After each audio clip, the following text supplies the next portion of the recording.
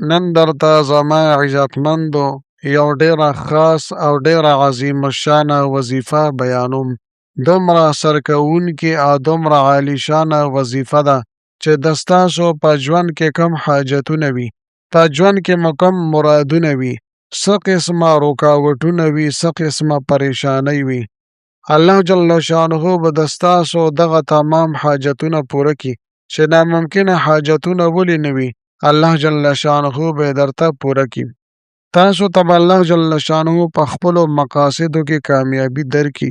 ستاسو مقاصد او خواهشات دا به الله جل شانه پوره کړي. دغه مشکلات او دغه پریشانۍ، دغه رکاوټونه او دغه تکالیف دا به الله جل شانه د ستاسو ختم کړي.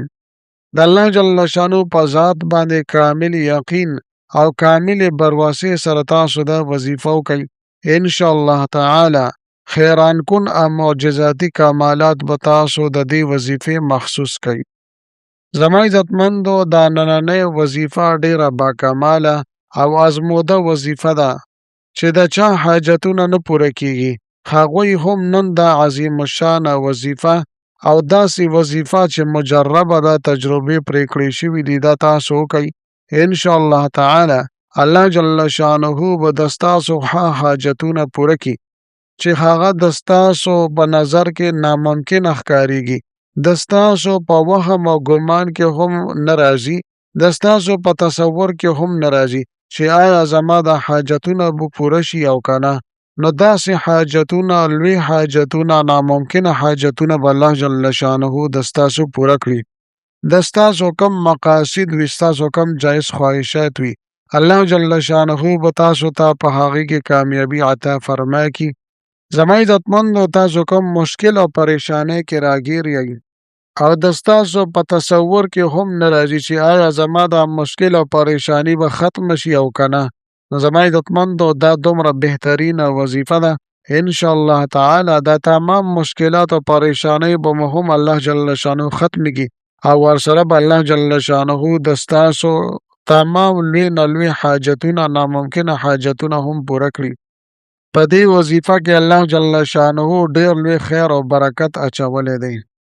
لہذا زما عزتمندو که څوک داسې وي چې په مشکلاتو کې راګیر وي، په مصایبو کې راګیر وي، په تکالیفو کې راګیر وي، یا د رزق په تنګسیا کې راګیر وي او د مال او دولت د رزق تنګسیا پې راغلی وي، د ده په کاروبار کې، د ده په روزګار کې بندش وي، رکاوټ وي، د ده په رشته کې، کاروبار کې بندش وي، رکاوټ وي، نو زما عزتمندو د هر قسمه مخې کولاولو دپاره تاسو دا وظیفه، دا عالیشان او عظیم الشانه وظیفه وکئ.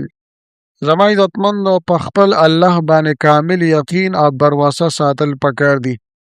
دغه شانتې په هر یو څیز باندې یقین ساتل نه دي پکار، صرف د الله جل شانه په ذات باندې و مکمل یقین او برواسه ساتي. د یو کار د پوره کېدو دپاره به تمام اسباب استعمالی، لیکن ریزلټ او نتیجه دا د الله جل شانه په ذات باندې وپریږي. وظیفه به کې خو نتیجه به الله جل شانه باندې پریږي. زما عزتمندو دا وظیفه دا یو ذریعه ده، الله جل شانه سره د نږدې کېدو یو وسیله ده. د دې په وجه مونږ الله جل شانه ته قرب او نزدېکت حاصلو، ځکه چې دا د اسم اعظم وظیفه ده، ډیره مجربه وظیفه ده. په دې سره مونږ الله جل شانه ته نزدېکت حاصل کو. نه دې نه پس چې بیا څه دعا هم وغواړو، الله جل شانه به ضرور زمونږ دغه دعاګانې قبلوي. زما عزتمندو تاسو لږ ګیر چاپېره نظر واچوئ چې کوم یو کس الله جل شانه سره تعلق ساتي، د کوم یو کس الله جل شانه سره تعلق کامل او مضبوط وي، په غم کې، تکلیف کې، خوشحالی کې، مالدارۍ کې او هر حالت کې الله جل شانه یادوي، نو زما عزتمندو داسې انسان ته الله جل شانه خوشګواره زندگی ورکوي، د نعمتونو نه ډکه زندگی ورته ورکوي. نو زما عزتمندو پکار دی چې مونږ په هر حالت کې الله جل شانه سره تعلق مضبوط وساتو. که په مونږ باندې تکلیف پریشانی راشي، غریبی په مونږ باندې راشي، نو هم که چېرې مالداري راشي، خوشحالي راشي، نو هم چې مونږ په هر حالت کې الله جل شانه یادو. مونږ ته پکار دي چې په هر حالت کې، په هر ټایم کې، په هر ځای کې الله جل شانه ته منت کوو او زاري کوو، دعاګانې غواړو او دې سره مونږ او تاسو دا وظایف مکمل توجه او دھیان سره وکړو.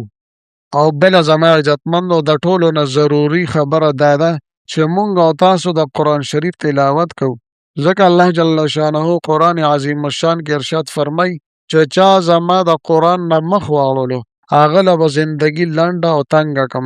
زما عزتمندو که چېرې مونږ غواړو چې الله جل شانه دې زما زندګي خوشګواره کړي او ما ته د خوشحالو د امن او سکون والا ژوند او زندګي را نصیب کړي، نو زما عزتمندو چې مونږ قرآن عظیم الشان سره تعلق مضبوط کو او دې سره چې زما عزتمندو زمونږ اخلاق او کردار برابر وي، چې زمونږ د ژبې نه او زمونږ د لاسونو نه بل مسلمان ته تکلیف نه ملاویږي.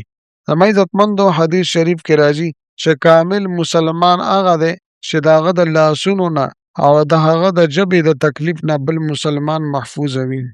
او دې سره زما عزتمندو جمع سره د 5 واړو وختو منځونو پابندي کول، بس دا 3 غوره کارونه تاسو کوئ، ان شاء الله تعالی تاسو به وګورئ چې الله جل شانه د ستاسو په ژوند کې څنګه انقلابات راولي. لہذا زما عزتمندو دا وظیفه ډیره اسانه وظیفه ده، دا د یا ذل جلال والاکرام یو ډیره عظیم الشانه وظیفه ده.